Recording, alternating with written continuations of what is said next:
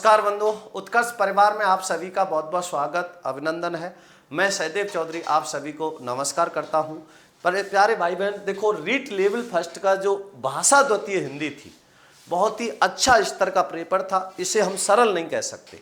बाकी आपका जो द्वितीय भाषा थी, आपकी जो लेवल सेकंड की द्वितीय भाषा और पहली भाषा हिंदी थी, वो सरल थी। लेकिन लेवल फर्स्ट की आपकी भाषा द्वितीय हिंदी, भाषा फर्स्ट बहुत सरल थी, लेकिन भाषा द्वितीय इसकी बहुत ही अच्छे स्तर की है, बहुत ही अच्छे प्रश्न हैं। तो देखिए, ईंट से ईंट बजाना मुहावरे का उपयुक्त अर्थ क्या होता है? तो आप जानते हो, कड़ा मुकाबला करना। ईंट से ईंट बजा रहे हो, कड़ा मुकाबला, और ईंट का जवाब पत्थर से दे रहे हो तो करारा जवाब देना होता है। तो विकल्प ये उत्तर होगा। निम्नलिखित में से क्रिया विशेषण है, तो ये तो आप वहां भी पढ़ चुके थे। धीरे धीरे, वह धीरे धीरे चलता है, वह धीरे धीरे लिखता है, तो ये क्या है? रीतिवाचक क्रिया विशेषण होता है। कौन सा क्रिया विशेषण है? रीतिवाचक क्रिया विशेषण है। कौन सा क्रिया विशेषण है ये? रीतिवाचक क्रिया विशेषण है। को कारक चिन्ह का प्रयोग होता है। अब देखो, आपको अच्छे से पता है, को कारक चिन्ह का प्रयोग कर्म कारक में भी किया जाता है और देने के अर्थ में संप्रदान कारक में भी किया जाता है। विकल्प बी उत्तर होगा। बीती विभावरी जागरी, अंबर रूपी पनघट में डुबो रही, तारा रूपी घट उषा नागरी। खग कुलकुल कुल सा बोल रहा, किसले का अंचल डोल रहा, लोय लतिका भी भर लाई, मधु मुकुल नवल रस गागरी। अधरों में राग अमंद पिए, अलकों में मलयज बंद किए, तू अब तक सोई है आली, आंखों में भरे विहागरी। अब यहां आली किसको कहा गया है? ऊषा को। तो निम्नलिखित पद्यांश के आधार पर प्रश्नों को हल करना है। बीती विभावरी वाक्यांश में किसका वर्णन किया गया है? प्रकृति का। किसका वर्णन किया गया है? प्रकृति का वर्णन किया गया है। प्रस्तुत कविता में किसे जागने के लिए कहा गया है? उषा को। ठीक है ना, यहां आली लिख के कहीं समझ जाओ कि आली को। आली किसके लिए प्रयोग किया जा रहा है? उषा के लिए प्रयोग किया जा रहा है, इसलिए उषा को। पंक्ति संख्या 1 से 4 में नाद सौंदर्य को अव्यक्त करने वाला शब्द समूह कौन सा है? तो नाद सौंदर्य आ रहा है तो उसमें गूंज नाद कंपन आएगा, और गूंज नाद कंपन किस में आएगा? कुल कुल में। तो इसलिए उत्तर विकल्प डी कुल कुल होगा। मधु मुकुल नवल रस गागरी, काव्य पंक्ति में मुख्य अलंकार है, तो आपको अच्छे से पता है, मधु मुकुल नवल रस रूपी गागरी रूपक अलंकार का प्रयोग किया गया है। संपूर्ण कविता में उद्बोधन है। अब जो आपने संपूर्ण कविता पढ़ी है, उसमें पूरा जो उद्बोधन है वो गति से स्थिरता की ओर गमन हेतु। तो गति से स्थिरता थोड़ी होगा, स्थिरता से गति की ओर होना चाहिए। स्वर से सन्नाटे की ओर है या सन्नाटे से स्वर की ओर है? सन्नाटे से स्वर की ओर है, क्योंकि सन्नाटा रात्रि है और उसे जगाएंगे तो फिर शोर होगा, इसलिए सन्नाटे से स्वर होना चाहिए। निष्क्रियता से सक्रियता, रात्रि निष्क्रिय और दिन उषा सक्रिय होगी, तो इसलिए विकल्प सी इसका सही उत्तर होगा।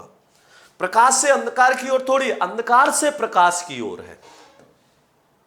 जिस वाक्य में किसी काम या बात का होना पाया जाता है वह क्या कहलाता है? विधानवाचक वाक्य कहलाता है। कैसा वाक्य कहलाता है? विधानवाचक वाक्य कहलाता है।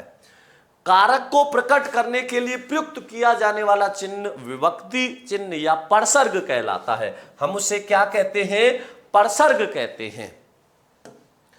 किसी के कहे कथन या वाक्य को या रचना के अंश को ज्यों का त्यों प्रस्तुत करने के लिए जिस विराम चिन्ह का प्रयोग किया जाता है उसे क्या कहते हैं? उद्धरण चिन्ह कहते हैं। अब यदि कोई किसी का, अब इकहरा उद्धरण चिन्ह या द्वैरा उद्धरण चिन्ह, इकहरा होगा या द्वैरा होगा। अब इकहरा उद्धरण चिन्ह कब प्रयोग किया जाता है आपको बताया था, द्वैरा उद्धरण चिन्ह कब प्रयोग किया जाता है ये भी बताया था। यदि किसी रचनाकार का उपनाम आ जाए या उसकी रचना का नाम आ जाए, इकहरा उद्धरण आएगा। उसके किसी व्यक्ति का कहा हुआ कथन ज्यों का त्यों आ जाए, द्वैरा उद्धरण चिन्ह आता है। अर्थ के आधार पर वाक्य के 8 भेद होते हैं, ये बात मैं आपको कई बार बता चुका था।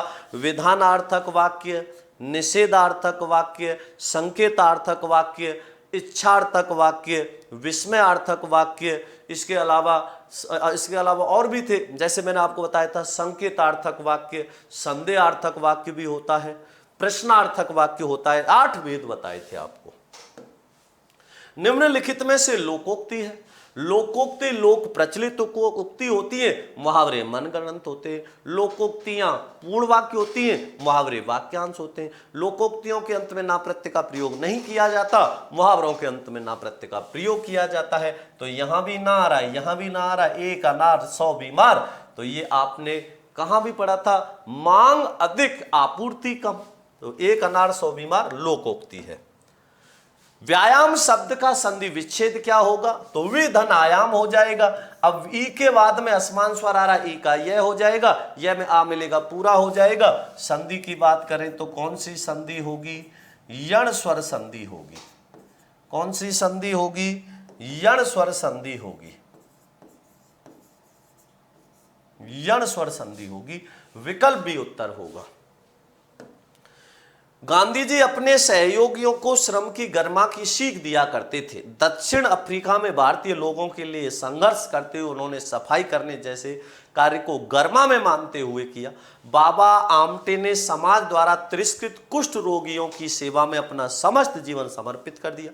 इनमें से किसी ने भी कोई सत्ता प्राप्त नहीं की, बल्कि अपने जन कल्याणकारी कार्यों से लोगों के दिलों पर शासन किया। गांधी जी का स्वतंत्रता के लिए संघर्ष उनके जीवन का एक पहलू है, किंतु उनका मानसिक क्षितिज वास्तव में एक राष्ट्र की सीमाओं से बंधा हुआ नहीं था। उन्होंने सभी लोगों में ईश्वर के दर्शन किए, वे सही अर्थों में नायक थे। जहां धरती और आकाश मिलते हुए दिखाई देते हैं वो क्षितिज कहलाता है, और धरती और आकाश के बीच का स्थान क्या कहलाता है, अंतरिक्ष कहलाता है। तो याद रखना, ये बहुत अच्छे से समझाया था मैंने। उन्होंने सभी लोगों में ईश्वर के दर्शन किए। अब देखो, हालांकि आपने सुना होगा ईश्वर भाव है, लेकिन ध्यान रखना ईश्वर के हम अनेक प्रकार करते हैं। ईश्वर में जैसे भगवान शिव है, हनुमान जी हैं, गणेश जी हैं, ये अनेक प्रकार हैं। अब ईश्वर को किस में रखोगे, जातिवाचक संज्ञा में। तो यहां पर उन्होंने सभी लोगों में ईश्वर के दर्शन किए। अब आपको अच्छे से पता है, भाववाचक संज्ञा हमेशा एक वचन में आएगी, अर्थात ऐसे एक वचन में आएगी। अगर उसको बहुवचन में प्रयोग करेंगे जातिवाचक बन जाएगी। व्यक्तिवाचक संज्ञा का प्रयोग हमेशा एक वचन में किया जाएगा, ऐसे एक वचन में किया जाएगा जिसका बहुवचन ही ना बने। और जातिवाचक संज्ञा बहुवचन में आएगी, अर्थात ऐसे एक वचन में आएगी जिसका बहुवचन बन सके। अब जैसे आपने कहा ईश्वर, हमें सभी ईश्वरों में या हमें सभी ईश्वरों का सम्मान करना चाहिए। सभी ईश्वरों में गणेश क्या होता है, सबसे पहले गिना जाता है, अग्रगण्य होता है।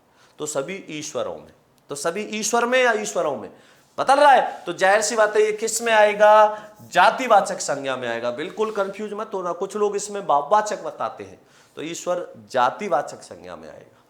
तो विकल्प सी उत्तर होगा। उन्होंने अपने जन कल्याणकारी कार्यों से लोगों के दिलों पर शासन किया। अब शासन किया तो किया, इसका मतलब बीते हुए समय की बात है। कब किया कोई नहीं पता, तो ये सामान्य भूतकाल में आएगा। किस में आएगा, सामान्य भूतकाल में आएगा। प्रश्न है, तिरस्कृत शब्द का संधि विच्छेद होगा। आपको अच्छे से पता है, तिरय धन कृत हो जाएगा। अब कैसे हो जाएगा तिरय धन कृत, तो आपको अच्छे से पता, मैंने आपको बताया था, कृत आ रहा है तो पुरुषकृत तिरस्कृत आ रहा था, नहीं आ रहा था।